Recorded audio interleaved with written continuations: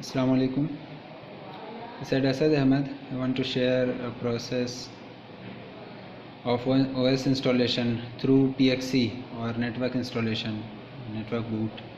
Actually, day by day, when we stop using optical disc like CD and DVDs, and there's an option of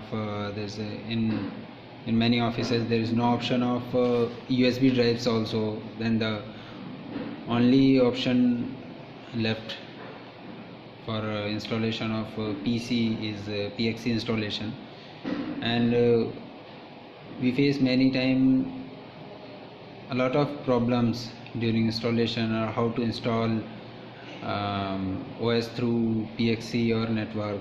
So I'm just sharing making the video of PXC OS installation through PXC, or I'm using here software small application Serva 64.